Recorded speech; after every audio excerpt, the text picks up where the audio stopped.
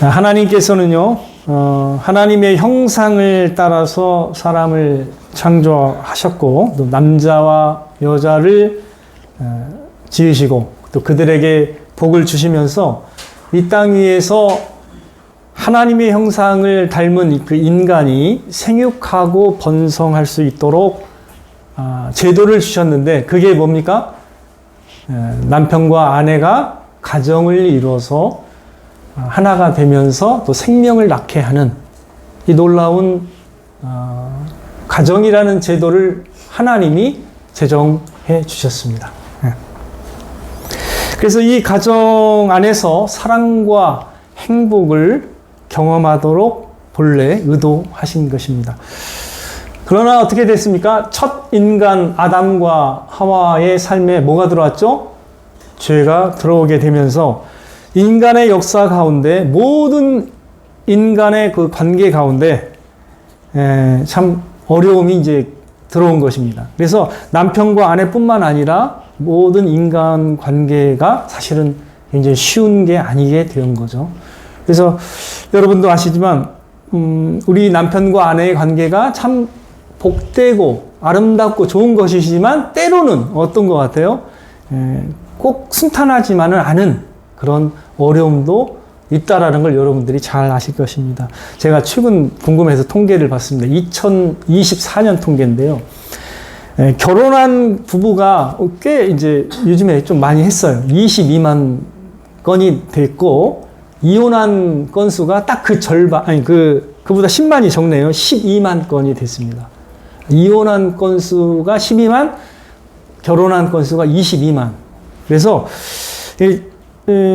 지난 15년간을 제가 쭉 이렇게 돌아보니까요, 이혼한 그 건수를 지금 대략 합쳐봤는데, 사람으로 말하니까, 이렇게 딱 계산을 하니까 350만 명 정도, 15년간. 350만 명이니까, 인천광역시보다 큰 숫자가 다 그걸 경험한 거예요. 그 아픔을, 가정이 깨지고 또 이렇게 하는 아픔을 경험한 것입니다. 그러니까 매월 2024년 통계를 보면 매월 10,000명이 이제 이혼을 경험하는 거예요. 그러면 1년이면 한 소도시가 탄생하는 거예요.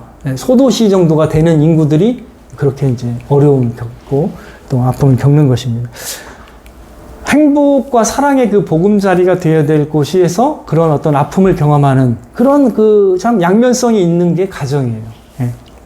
그래서 또 요즘에는 이제 좀 가슴 아프긴 하지만 이게 이제 그런 분들이 많다 보니까 그게 이제 너무 익숙하게가 돼가지고 뭐 황혼 이별도 하고 또 뭐 조론이라는 표현도 쓰고 막 그렇게 좀 많이 이렇게 등장을 합니다. 그래서 이게 웃어야 될지 울어야 될지 모르겠는데 이게 친숙한 단어가 됐어요. 이혼이나 또는 조론이라는 게. 그래서 친숙한 단어가 됐는데 사실 이거는 이제 성경적인 관점에서 볼 때는 그렇게 좋은 거는 아니에요, 본래. 이게 결혼이라는 것과 이 서약이나 이런 것들을 가볍게 여길수록 인간 관계는 점점 쉽게 깨지게 돼 있어요, 원래. 예.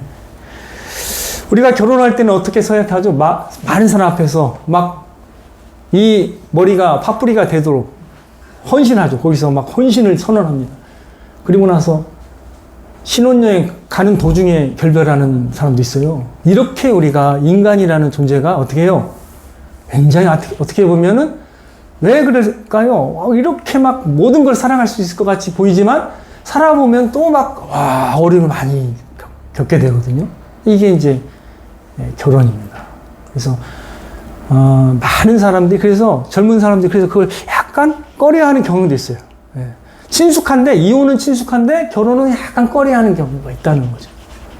좋은 관점으로 또 올바른 관점으로 봐야 되는데 특별히 이제 이 기독교 가정에서도 이런 어려움이 있어요. 없는 게 아닙니다. 예수님을 믿는 그리스도인 가정도 이러한 어려움을 겪기도 합니다. 사실 여러분들도 이제 아시겠지만 온 세상에서 아름다운 자연을 보다가 우리가 어디에서 갑자기 상처를 받아요? 아름다운 자연을 볼 때는 상처받는 사람 제가 못 봤어요. 그죠? 그래서 어디에 피신해요. 막 어려움이 생기면 어디로 막 자연으로 피신하면 마음이 싹 정화가 되는데 누구 만나면 또 이게 막 스트레스 받아요? 사람이잖아요. 여러분 아시겠죠? 사람 때문에 우리가 서로 힘들어요. 해요. 이 세상에 그러면 완전한 사람이 있을까요? 없잖아요. 그러면 어떻게 해요? 서로 힘들죠. 서로를 힘들어하는 세상이 돼버린 거예요.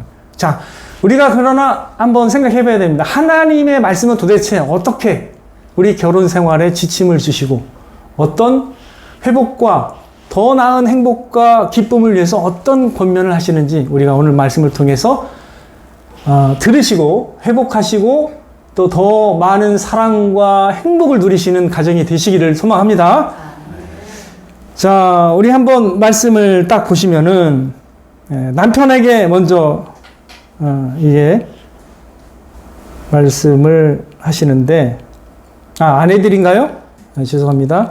5장 22장 아내들이요 이렇게 나오네요. 자, 아내들이요 자기 남편에게 복종하기를 주께 하듯 하라 이렇게 이제 말씀을 하고 계시는데 그러면서 남편이 아내의 머리됨이 그리스도께서 교회의 머리됨과 같음이니 그가 바로 몸의 구주시니라. 언뜻 보면 이게 하나님은 이게 남성 위주의 어떤 그런 관점을 갖고 계시나 이런 생각으로 이게 오해를 합니다. 이 성경을 잘 모르는 사람들은. 근데 이거는 하나님이 주신 그냥 아름다운 질서에 해당하는 거예요. 질서. 어떤 누가 남편이 더 막 위대하고 뭐 이런 가치가 있고 이런 걸 얘기하는 게 아니라 하나님이 주신 그 질서입니다. 질서. 그래서 저거 제대로 받아들이셔야 됩니다. 예. 남편에게 복종을 주께 하듯 하라. 저게 기준이 되는 건데. 자, 그러면서 24절 같이 읽습니다. 시작. 그러므로 교회가 그리스도에게 하듯 아내들도 범사에 자기 남편에게 복종할지니라. 자, 여기에서 뭐뭐 하듯 뭐뭐 같이 이런 어떤 기준을 제시하는데 어떻게 해요? 기준을 제시하는데 어떻게 기준을 제시한다고요? 교회가 그리스도에게 하듯 이렇게 기준을 딱 제시합니다. 자, 그러면 넘어갈게요. 넘어가서 남편들 하면서 남편에게 권면합니다. 남편들아, 아내 사랑하기를 어떻게 해요? 시작. 그리스도께서 교회를 사랑하시고 교회를 위하여 자신을 주심같이 하라. 여기에서도 남편들에게 어떤 기준을 제시하는데 그 기준이 누구예요? 그리스도와 교회의 관계에서 그리스도가 되는 거예요. 그리스도가 교회를 사랑하시고 그 교회를 위하여 자신을 주심같이 그렇게 하라고 말씀하고 계십니다. 자, 말씀을 드리면 하나님께서는 남편과 아내의 그 관계를 무엇으로 비유하냐면 그리스도와 교회로 이렇게 비유하십니다. 뭐든지 항상 그리스도가 기준이 되는 건데요. 자, 이게 이제 정리하면 남편은 아내를 어떻게 해요? 그리스도가 교회를 사랑하고 섬기듯이 어떻게 해요? 사랑하라는 거예요. 그리고 아내들은 어떻게 해요? 그 남편에게 교회가 그리스도께 하듯 범사에 순종하라고 말씀하고 계신 겁니다. 이게 대전제예요. 근데 이게 별것 아닌 것 같지만 이게 엄청 중요합니다. 이게 하나님이 세우신 뜻이고 기준입니다. 자, 근데 여기에서 이제 포커스를 맞출 때 보통은 이제 본인에게 하신 말씀에 집중을 해야 되는데 남편들은 남편들에게 하신 말씀을 중요시해야 되는데 어디를 보냐면 상대를 봐요. 그래서 또 왜 순종하느냐 이것부터 딱 거기서 얘기를 합니다. 근데 그게 이제 잘못된 죄악의 발상이에요. 자기 거를 봐야 돼. 먼저 자기가 어떻게 하라고요? 그리스도가 교회를 위해서 어떻게 자기 자신을 주시고 섬기고 희생해서 사랑한 것처럼 해야 되는 거예요. 그거에만 초점 맞추면 돼요. 다 그냥 순종하게 돼 있어요. 그걸 안 하면 어떻게 돼요? 서로 난리가 납니다. 자, 근데 아내들도 또 똑같이 뭘 해야 돼요? 자기 거에 집중해야 되는데 어떻게 해요? 자기 거에 집중해야 돼요. 그러지 못할 수가 있어요. 상대가 예수님 같이 그렇게 못할 수 있어요. 당연하죠. 우리가 부족하니까. 근데 어떻게 해요? 왜 당신을 하면서 계속 남 탓을 하면서 이제 그렇게 하면 어떻게 돼요? 가정이 난리가 또 나는 거죠. 순종해야 돼요. 그냥 본인 거를 잘하면 돼요. 본인 거. 본인의 의무에 집중을 해야 되는데 보통 보면 상대방의 의무를 그 잣대를 가지고 상대방을 비난하게만 사용한다는 거예요. 본인을 위해서는 그 말씀이 잘 안 들어와. 그게 문제입니다. 자, 이것만 있는 건 아니에요. 대전제는 이거예요. 대전제와 대기준이 이겁니다. 이걸 토대로 하고 있는 건데, 근데 남편들, 예를 들어서 남편이 이제 아내를 괴롭히는 방식이 그거예요. 딱 이걸 알고 있다라는 전제 가운데, 당신은 왜 순종을 안 하냐? 이걸 이제 지적할 수는 있습니다. 하지만, 이제 남편들은 자신의 의무에는 집중을 안 하고 상대방의 의무를 이제 못 지켰다고 이제 지적을 하는 거잖아요. 네, 골로새서 3장 19절. 한번 여기 나오는데, 골로새서 3장 19절. 같이 읽겠습니다. 시작. 남편들아, 아내를 사랑하며 어떻게 하지 말라고요? 괴롭게 하지 말라. 사랑하고 섬기라는 거예요. 근데 괴롭게 하지 말라고 딱 직접적으로 말씀하시는데 우리가 이제 그러기 쉬워요. 남편들도 아내를 지배하려고 들어요. 지배하려고 하는 게 문제입니다. 지배하려고 하는 말씀이 아예 없어요. 그럼 어떻게 하라고요? 그 머리의 역할은 하되 사랑으로 어떻게 섬기고 희생으로 하면 어떻게 되죠? 결과가 아주 아름답습니다. 그죠? 예수님이 어떻게 했어요? 예수님이 어떻게 고압적인 자세로 너희들 다 나를 믿어 이렇게 했어요? 아니면 어떻게 했어요? 예수님이 자기를 낮추시고 어떻게 했죠? 자기를 비웠습니다. He made himself nothing이에요. 그러니까 영어로 자기 자신을 아무것도 아닌 것으로 여기고 종의 형체를 가지셔가지고 자기를 어떻게 해요? 몸을 희생하고 버리시면서 사랑하잖아요. 이게 주님이 교회를 위해서 하신 일입니다. 그러니까 남편들이 의무가 더 커요. 이게 굉장히 중요합니다. 어떻게 해요? 그렇게 사랑해서 안 따라올 사람이 어디가 있습니까? 근데 그게 많이 부족하니까 아내가 알잖아요. 그러니까 아내가 막 대드는 거예요. 계속 오히려 이게 더 좋다라고 하면서 많이 이끌게 되면 나중에 이제 그거에 익숙해진 사람도 있어요. 그래서 아내 말을 따르는 사람이 있습니다. 차라리 안 되면 그게 나아요. 그게 나은데, 근데 본래는 어떻게 해요? 남편이 어떻게 하라고요? 주님이 교회를 위해서 자신을 헌신하고 희생한 것처럼 사랑과 겸손과 섬김으로 사랑하면 어떻게 해요? 자기 의무를 다하는 겁니다. 거기에 집중해야 돼요. 아내들은 또 어떻게 해요? 뭐에 집중해야 돼요? 순종 자체가 그게 제일 중요해요. 일단은 순종이. 일단은 무시하면 안 돼요. 남편을. 무시하는 순간 남편은 열받기 시작합니다. 거기서부터 대화가 안 되기 시작하는 거예요. 이해되세요? 무슨 말인지? 특별히 성경을 아는 사람은 그거에 열받는 거예요. 그런데, 물론 이제 남편도 더 성숙해야 되겠지만, 그래서 여러분들도, 제일 중요한 게 뭐라고요? 남편을 존경하고 순종하는 게 제일 중요합니다.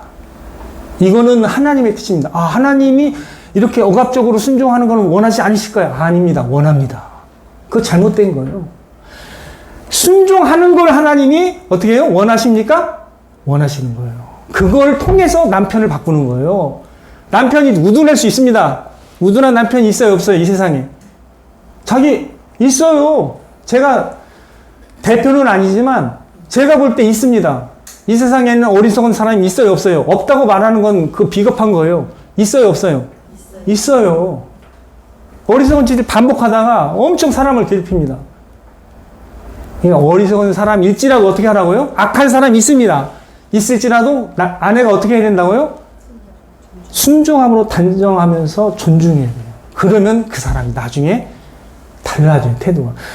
볼까요? 베드로 전서 3장입니다. 베드로 전서 3장. 자, 베드로 전서를 찾아보겠습니다. 이건 제가 안 해놨는데, 베드로 전서 뒤에 있어요. 베드로 전서 3장 1절 3장 1절 베드로 전서 3장 1절 같이 읽겠습니다. 시작. 아내들아 이와 같이 자기 남편에게 순종하라. 이는 혹 말씀을 순종하지 않는 자라도 말로 말미암지 않고 그 아내의 행실로 말미암아 구원을 받게 하려 함이니 너희의 두려워하며 정결한 행실을 봄이라. 그러니까 남편을 그래도 존중하면서 두려워하면서 이렇게 섬기는 자세를 딱 가지면 세상 사람이라도요, 예수님 믿지 않는 사람이라도 우리 아내는 다르다 이걸 생각해요. 이렇게 해서 예수님 믿게 된 남편들이 여럿이 있습니다. 제가 글로도 여러 명을 받고 간증을 통해서 그런 아내의 겸손과 섬기와 자세를 보면서 야, 내가 이렇게 나쁜 놈인데도 아내가 이렇게 잘 나를 하는구나. 이걸 통해서 변화가 되는 거예요. 자, 그리고 5절 시작. 전에 하나님께 소망을 두었던 거룩한 부녀들도 이와 같이 자기 남편에게 순종함으로 자기를 단장하여. 아내는요 순종함으로 단장을 해야 된다는 거예요. 이게 굉장히 어색할 수 있어요. 오늘날 세대에 순종이라는 게 마치 막 어떻게 이렇게 결혼 생활해? 특별히 젊은 청년들은 그럴 거예요. 야, 성경이 이런 말을 했어? 약간 안 맞네? 이렇게 생각 들 정도예요. 이게 이런 말이 없었으면 너무 좋았을 텐데 생각할 수 있지만 하나님은 어떻게, 하나님 뜻이 뭐라고요? 그런 겸손과 어떤 자세를 통해서 다른 사람을 변화시키길 원하시는 것이 하나님의 뜻입니다. 여러분들 어떻게 이런 하나님의 뜻을 여러분 마음속에서 기쁘게 받아들이시길 바랍니다. 자, 한 가지 더 이제 좀 더 들어가겠습니다. 모든 그리스도인은 진짜 그리스도인 가정이라면 한번 가정을 해보겠습니다. 모든 그리스도인은 누구와 연합되어 있죠? 기본적으로 누구와 연합되어 있는 거예요? 자, 그렇죠. 하나님인데 달리 표현하면 예수님과 연합되어 있잖아요. 그러면 각 모든 사람의 주는 누구예요? 주인. 주인이 누구예요? 주님이잖아요. 그죠? 그러면 본질적으로 교회의 주인이 누구예요? 여러분입니까? 주님입니까? 주님이 머리 되시는 거예요. 제가 아닙니다. 예, 그 여러분도 주인은 아니에요. 원래. 그냥 우리는 다 그 안에 있는 구성원이고, 예, 그런 거죠. 그러면 어떻게 해요? 가정의 진정한 주인은 누구예요? 남편이에요? 내가 남편에게 순종하지만 실제로 누구에게 순종하는 거예요? 주님께 순종하는 겁니다. 내가 아내를 사랑하지만 누구를 사랑해요? 결국 주님을 사랑하는 것과 같은 거예요. 근데 남편과 아내는 다른 몸이 아니고 둘이 하나예요. 그래서 남편이 만약에 자기 아내를 미워하면 누가 잘못한 거예요? 남편 잘못입니다. 네, 자기를 미워하고 있어요. 지금 자기가 자기를 미워하고는 이상한 논리적 오류에 빠진 거잖아요. 그러면 안 돼요. 그러니까 남편은 아내를 자기 자신과 같이 사랑해야 되는 거예요. 그걸로 벗어나면 안 되는 거예요. 그러니까 남편들은 그냥 아내 사랑하는 것에 포커스가 있어야 돼요. 그것도 예수님처럼 주님의 마음을 품고 사랑과 겸손으로. 누가 막 지배하려고 하면 안 돼요. 지배하려고 하는 사람이 제일 꼴불견이에요. 왜? 존경이 하나도 안 되는데 순종을 해야 되니까 마치 회사에서 막 돈은 주는데 막 너무 힘들게 하는데 억지로 하는 거하고 똑같은 거예요. 그렇게 살면 인생이 결혼 생활이 좋겠어요? 안 되잖아요. 그죠? 그러니까 그래서 여러분들 왜 우리가 결혼 생활 가운데 고통을 겪는가? 기본적으로는 뭐 때문이냐면 우리 안에 있는 죄성 때문에 그래요. 사실은 본질적으로. 죄성 때문에 그런데 완전한 사람은 없어요. 하지만 방향성을 어떻게 가져야 된다고요? 남편은 제가 말씀드린 하나님 말씀은 아내 사랑에 포커스를 맞춰야 돼. 그게 나예요, 나. 막 나무이라고 생각하면 안 돼요. 그 아내가 나와 똑같은 거예요. 예. 아내들도 어떻게 해요? 남편이 다른 사람이에요? 같이 하나가 된 존재라는 걸 이해해야 돼. 그래서 어떻게 해요? 남편을 어떻게 해요? 주께 하듯이 순종을 해야 되는 거예요. 본래. 그렇게 할 때 진정한 이게 올바른 뜻과 기준을 세워서 사랑 가운데 살아갈 수가 있습니다. 예. 여러분들이 세상 개념으로 여러분들이 결혼 생활을 하면 항상 부딪히게 됐어요. 왜? 세상에는 정답이 없어요. 목소리 큰 사람이 이기게 돼 있고 조금 논리가 센 사람이 더 동의를 많이 얻게 될 수는 있지만 그게 진실은 아닐 수도 있거든요. 그렇잖아요. 목소리 큰 사람이 이겨요. 맨날. 누가 가서 막 이렇게 얘기하면서 이렇게. 근데 그러면 안 되고 그게 여러분입니다. 여러분이에요. 여러분 둘이 하나가 되는 거예요. 하나가. 그래서 우리가 기본적으로 주님과 연합되어 있고 주님과 이렇게 연결이 되어 있잖아요. 그러면서 우리가 한 가정 안에서 남녀가 어떻게 해요? 하나가 되면서 사랑 안에서 행복을 누리도록 하신 것이 하나님의 계획이기 때문에 우리가 이것을 올바로 복음의 빛 가운데서 잘 이해를 해야 됩니다. 교회와 그리스도의 관계에서 우리가 이해를 해야 됩니다. 그렇지 않으면 이게 이제 여러분의 관점에 따라서 이 기준이 왔다리 갔다리 변하면서 계속 싸우게 돼 있어요. 지도권 싸움에. 그래서 예수님이 그렇다면 이제 오늘날 우리에게 어떠한 본을 보여줄 수 있는지를 우리가 성경을 통해서 계속 듣고 보고 묵상하면서 우리는 예수님이 어떤 삶을 살았는지를 우리가 알고 있습니다. 그분은 어떻게 하나님의 영광의 본체이시지만 자기를 비우셨고 낮은 자의 모습으로 오셔서 종의 형체를 입고 죽기까지 자신을 버리시면서 사랑하신 거거든요. 그게 사실은 우리의 삶의 좋은 방식이 되어야 되는 거예요. 그렇게 만약에 남편과 아내가 그 방식을 이해하고 낮은 자세로 타인을 사랑하고 섬기려고 하는 마음만 있다면 어떻게 해요? 그 차이를 극복할 수 있어요? 없어요? 여러 다름과 취향과 선호도 이런 게 다 다르지만 극복할 수 있을까요? 없을까요? 있어요. 근데 우리가 교만하면 자기가 항상 옳다고 생각하면 거기선 안 돼요. 그런 사람이 있으면 한쪽이 무조건 그냥 받아야 돼요. 용납하고 그냥 살아야 돼요. 그게 최선입니다. 안 되면 그냥 안 되는 줄 알고 믿고 그냥 내 의무만 충실하게 하다가 주님 만나면 돼요. 어렵긴 하지만 그게 최선입니다.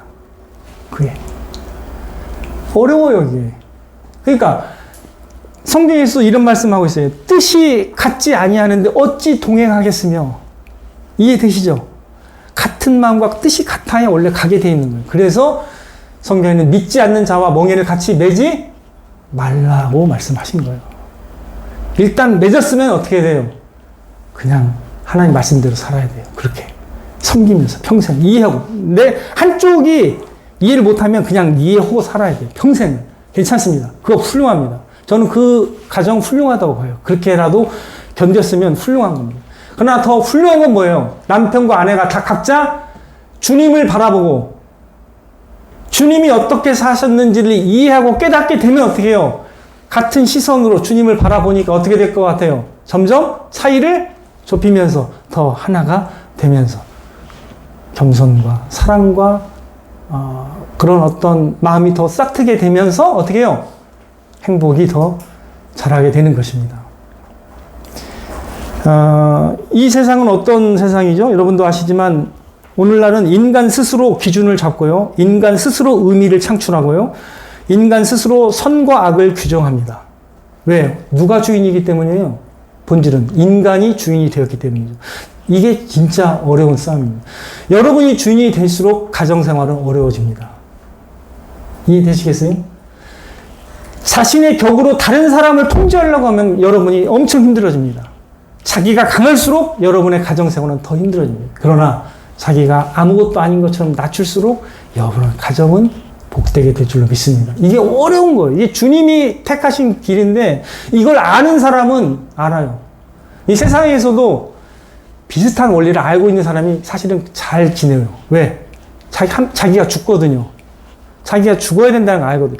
여러분 예수님 따르려면 어떻게 해야 되죠? 예수님 따르는 조건이 있어요. 어떻게 따라야 돼요?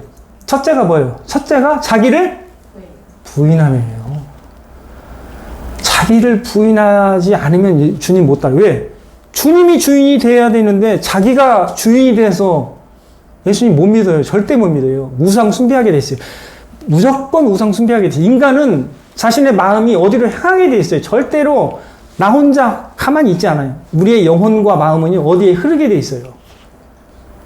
근데 주님을 못 만나면요, 다 다른 걸 사랑하게 돼 있어요. 자기 자신을 신으로 모시든 이와 같은 뭔가를 다 사랑하게 돼 있습니다. 자, 그렇다면 자기를 부인하며가 기본 전제 요건인데 결혼 생활에서 자기를 부인하지 않으려고 한다? 근데 평안하겠어요? 그 가정이 어렵습니다. 다시 말씀드리지만 엄청 어려워요. 목사라도 자기가 혼자 옳다 이렇게 고집하면 어떻게 해요? 남편, 아내가 엄청 어려워요. 다른 세상 가정보다 더 어려워요. 그런 사람이 제일 어려워요. 자기 혼자 옳다 하는 사람이 제일 힘들어요. 그런 사람 만나지 않는 게 좋아요. 그러니까 자기를 부인해야 된다니까요. 목사도 자기를 부인해야 돼, 안 해야 돼? 해야 된다니까요. 자기가 옳다고 하는 사람 누가 좋아합니까? 어떻게 좋아할 사람 있을 것 같아요? 안 좋아요. 축구장에 한번 나가보세요. 지 혼자 막 뭐라고 하면 다 좋아요, 안 좋아요? 지가 다 답인 줄 알아. 지가 감독하지 그러면, 예? 지가 감독하고 지가 스트라이커하고 다 미드필더 다 써야 돼요. 그러면 아닌데 그게 아니고 자기의 위치에서 역할을 충실하면서 올바른 뜻과 감독 아래에서 조화를 이루어야 되는 거예요. 그래야 2002년처럼 뭔가 되는 건데 조기축제 가보세요. 그런 모습이 나오나? 아주 난립니다. 그냥 욕이 난무하고 저기서 쌍욕 난리 나고 막 이게 인간의 모습인 거예요. 근데 그것만 있는 게 아니에요. 우리 어떤 가정도 그렇게 될 수가 있는 거예요. 잘못하면. 가정이 잘못 세워지면 그렇게 될 수도 있는 거예요. 가정에 대한 하나님의 질서도 모르고 기준도 모르지. 그냥 막 자기 욕구대로 막 얘기했었지. 자기가 다 답이지. 그러면 어떻게 돼요? 난립니다. 그러면 그냥 이미 결혼한 상태면 그냥 본인이 다 받으면 돼요. 그럴 수밖에 없어요. 제가 생각할 때는 그런 상태라면 그냥 본인이 다 감당해야 돼. 기도하면서 하나님 저를 도와주세요 하면서 인내하면 상을 받습니다. 그걸 통해서 남편을 구원하든 아내를 구원하든 그렇게 할 수가 있습니다. 그러나 지금 둘 다 믿는다. 그러면 진짜 기가 막힌 거예요. 놀라운 삶을 살아갈 가능성이 아주 농후합니다. 아주 깊습니다. 그러면 어떻게 해야 돼요? 말씀드린 것처럼 주님을 바라보고 주님이 어떻게 했나 이걸 봐야지 단 사람을 보면 안 돼요. 주님을 바라봐요. 주님이 이렇게 사셨구나. 그럼 거기에서 기준을 딱 잡고 살아가야 됩니다. 여러분의 격이 너무 강해서는 안 돼요. 저는 그렇게 권면합니다. 여러분의 격이 강할수록 그게 멋진 게 아니에요. 이것도 하고 저것도 할 수 있어야 저 좋은 거예요. 물론 어떤 경우는 물러서지 않을 어떤 게 있어도 괜찮아요. 몇 가지는. 그러나 그 몇 가지만 해도 좋지 너무 막 자기 격이 너무 강하면 안 좋아요. 그러면 다 맞춰야 되잖아요. 모든 기준을 누구한테 맞춰야 돼, 그러면? 자기한테 다 맞추게 하면 자기가 지배하는 거예요, 이 세상을. 온 가정에서도 자기가 지배해요. 그러면 안 좋아요, 그게. 지금 잘 말 듣고 있어서 좋은 것 같지만, 어떻게 해요? 나중에 힘들어. 상대방 많이 힘들어 합니다. 그러니까 어떻게 해야 되겠어요? 여러분이 진짜 가정 안에서 참으로 더 사랑과 이해와 이런 것들이 더 풍성하게 넘치려면 어떻게 된다고요? 주님처럼 좀 낮은 자세를 취하는 게 좋습니다. 남편들도 머리 역할을 할 수 있지만 남편들도 어떻게 된다고요? 교만하게 한 게 아니라 머리 역할을 하는 게 아니라 어떻게 하라고요? 겸손과 사랑으로 그런 머리 역할을 해야 됩니다. 네. 그 아내는 어떻게 해야 돼요? 아내도 막 남편을 막 무시하고 막 깔기면 막 말 내뱉으면 되겠어요? 안 되겠어요? 존중해야 됩니다. 일단은 존중으로 가야 돼요. 그럴 때 여러분들에게 놀라운 또 관계가 회복이 되고 좋게 될 거라고 저는 믿습니다. 오늘날은요, 말씀드렸지만 어떤 외적 권위나 전통도 관습도 이런 걸 억압으로 봐요. 억압으로 봅니다. 심지어 성경책에 나와 있는 이 기준도 억압으로 보는 사람이 있을 수 있어요. 청년들은 특별히 조심해야 돼요. 이게 억압으로 생각하면 여러분이 하나님이 된 겁니다. 이건 억압이 아니에요. 아름다운 기준이고 질서입니다. 그걸 이해해야 돼요. 성경에 왜 남성 위주지? 이렇게 생각하면 그건 아니에요. 그건 아닙니다. 그건 여러분이 성경을 더 깊이 있게 읽어보면 그게 아니라는 걸 알 수 있습니다. 그리고 이제 우리가 이 죄로부터 벗어나고 이 죄의 결과에서 죄의 나쁜 어두운 결과에서 벗어나서 그리스도 안에서 새로운 피조물로 빚어지면서 그리스도 안에서 아름다운 가정을 사실은 만들어서 선한 영향력을 끼쳐야 될 그런 사명이 있는 분들이거든요. 여러분들이 좀 더 크게 생각해야 돼요. 이제는 그런 가정이기 때문에 어떻게 해야 됩니까? 우리의 가정에서 실제로 행복이 싹트고 그 다음에 어떻게 해요? 웃음꽃이 더 필 수 있는 그런 관계로 여러분들이 이걸 활용해야 됩니다. 이 말씀은 여러분에게 분명 그런 관계로 이끌 수 있는 말씀이에요. 절대 억압의 말씀이 아닙니다. 여러분들 남편의 의무가 남편의 심경을 건드립니까? 그러면 여러분들이 마음이 더 열려야 돼요. 그리고 아내의 의무가 여러분에게 약간 거슬려요? 그럼 여러분의 마음이 열려야 되는 거예요. 회개해야 됩니다. 이해되시겠어요? 이때 아멘이 나와야 되는데 이럴 때 아멘이 나와야 되는 거예요. 그 하나님의 그 의무가 나에게 기쁨으로 다가와야 돼요. 그게 기준이 돼야 돼요, 사실. 네. 그래야 여러분의 가정에 변화가 있는 거지, 이걸 꿍 하고 내 스타일로 갈 거야! 이러면 안 돼요. 여러분의 스타일로 가봐야 한계에 분명 부딪힙니다. 자, 고린도서 13장 우리가 아까 읽었습니다. 내가 천사의 말을 하고, 이렇게 할지라도 어떻게 해요?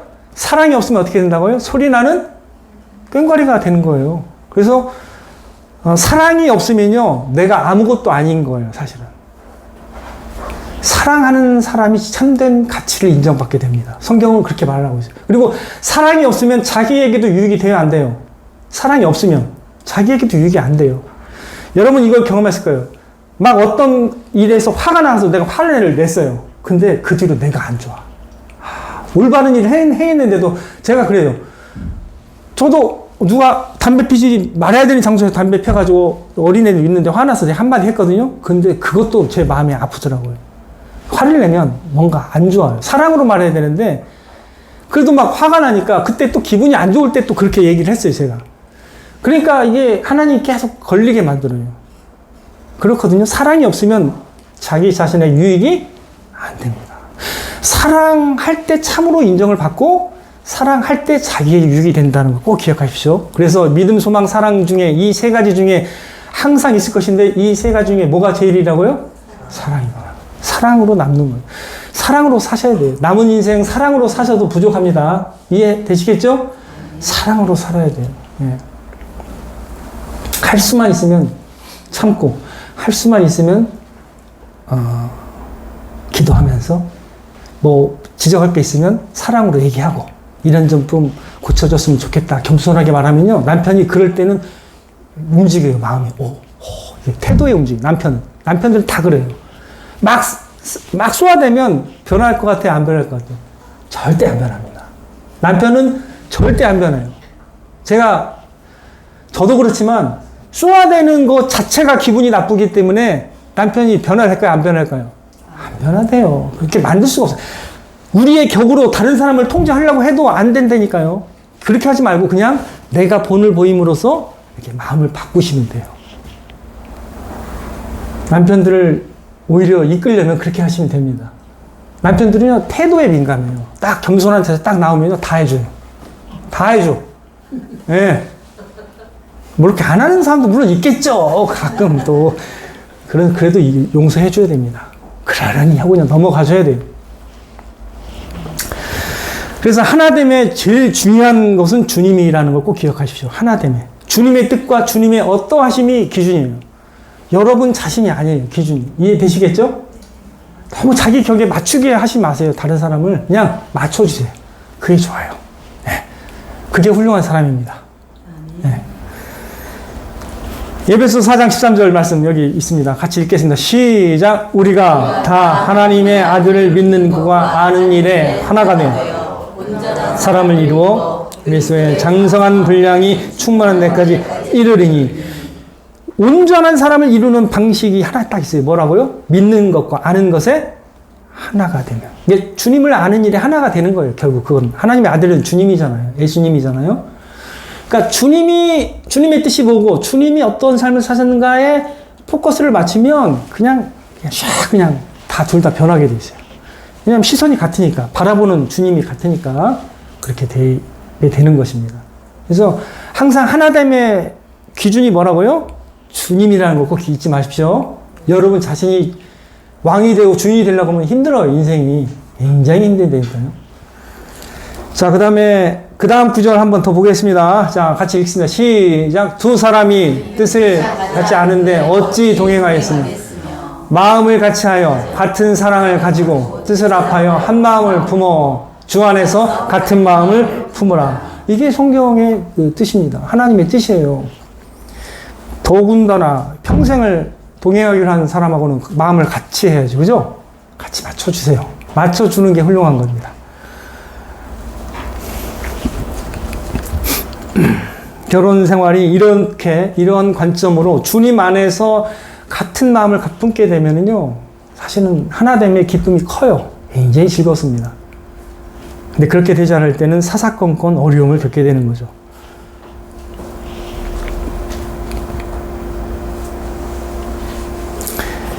이제 말씀을 정리하도록 하겠습니다. 우리가 이제 남편과 아내로서 이 가정 안에서 생명을 낳고 하나님의 형상이 배가 되는 놀라운 사명 우리에게 주셨습니다. 그래서 우리가 자녀들이 있죠. 남편과 아내가 사랑 가운데 화목하게 잘 살면 그 안에 자녀들이 결혼하고 싶겠어요? 안 하고 싶겠어요? 결혼하고 싶어 합니다. 아, 이렇게 나도 아빠, 엄마처럼 이 복된 삶을 살아야지. 이 유산을 만약에 여러분이 남겨줬다고 한다면, 그리고 그들이 우리를 기억할 때, 야, 그래도 아빠, 엄마는 참 사이좋게 참 화목하게 잘 사셨어. 너무 감동이야. 이렇게 말할 수 있다면 여러분들은 훌륭한 임무를 다한 겁니다. 그게 신앙 올바른 전수를 한 거예요, 그게. 그게 신앙의 열매예요. 네. 그렇게 되기를 주님의 이름으로 축원을 드립니다.